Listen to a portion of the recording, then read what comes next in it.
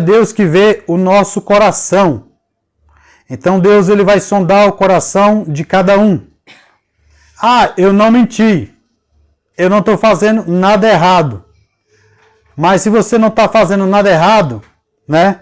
E não conseguiu entrar. Isso nos mostra do arrebatamento, né?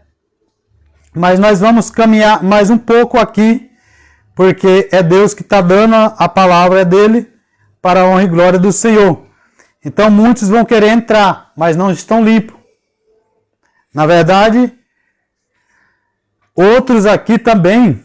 Então existiam vários tipos de pessoas para entrar nessa casa. Mas agora esse homem convidou um cego. Agora como que o cego, né? Ele vai ver onde que está o detector para falar essa parte aí.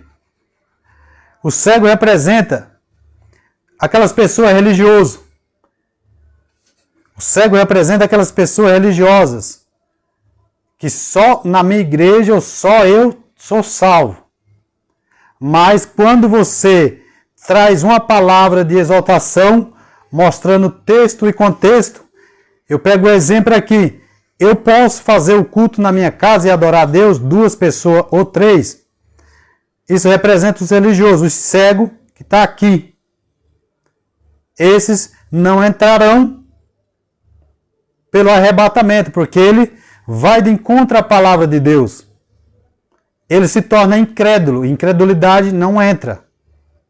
Mas pode ser salvo? Pode, porque vai ter a grande tribulação. Então assim, fica até bizarro, porque você chama, né? Ele chamou, mas a pessoa estava cego espiritualmente. Aonde Deus está mostrando, né, o meu chamado, né, que Deus me chamou, e na verdade, mesmo vendo tudo o que aconteceu na minha vida, muitos não entenderam ainda, mas na hora que Deus quiser eu vou contar. Mas muitos viram o que aconteceu comigo. Então assim, eu conto para a glória de Deus, mas mesmo assim não consegue entender. Esses são os cegos que foi chamado para entrar nessa fortaleza. Essa fortaleza a gente vai ler ela aqui. Vocês vão ver como que é bonita essa fortaleza que esse, né, santo Deus construiu para nós. Mas também esse homem convidou um mudo. Agora como que o mudo, na verdade, ele vai falar. Como que o mudo vai falar para o detector de mentira? O mudo vai falar: não, eu não sei, o mudo mesmo. Mas Deus vai ler o coração do mudo. Imagina o mudo tentando falar ali e ele só entraria se falasse. Não. Deus vai sondar o coração e a mente dessas pessoas que verdadeiro é mudo. Mas o mudo também representa o quê?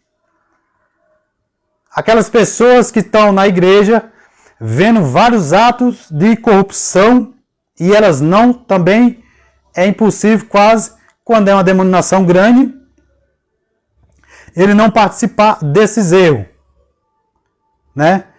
Os erros que são tudo aquilo que está fora da Bíblia: fogueira santa, ungir caroço de feijão, vender óleo ungido, dízimo.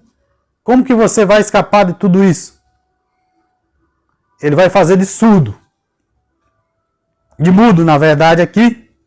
Que a gente está falando do mudo. Aquela pessoa, não fala nada. Tudo está bom para ela. Né? Então o mudo, ele representa essas pessoas que não se posicionam. Vê a coisa errada, às vezes até sabe, mas também fica mudo.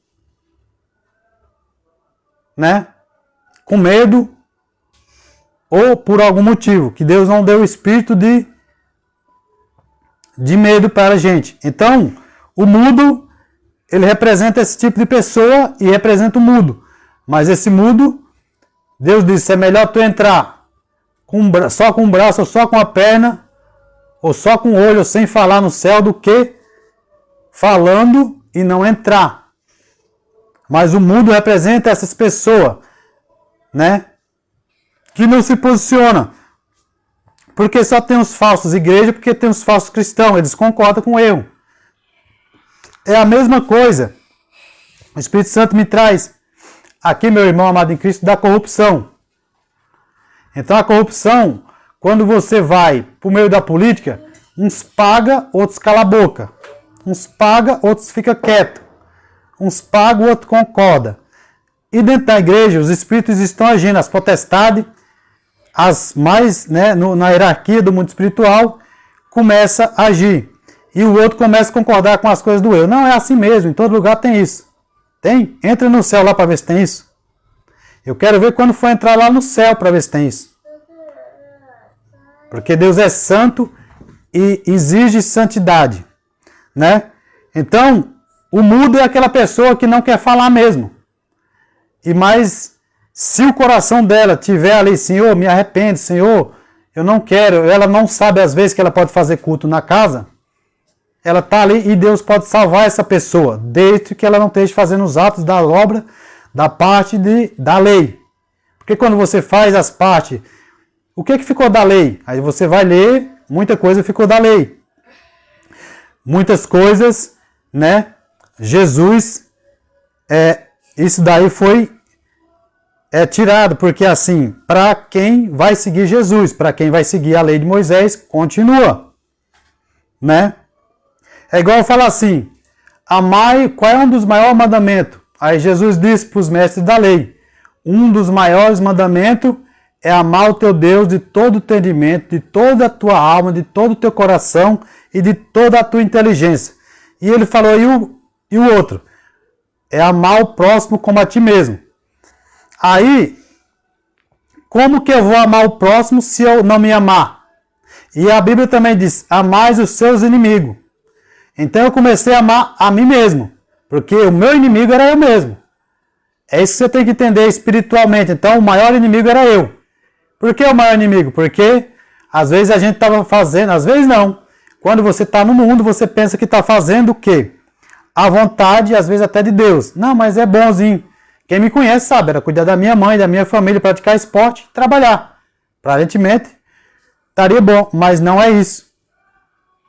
Tem muita coisa que Deus vai mostrando, não, isso te leva para o inferno.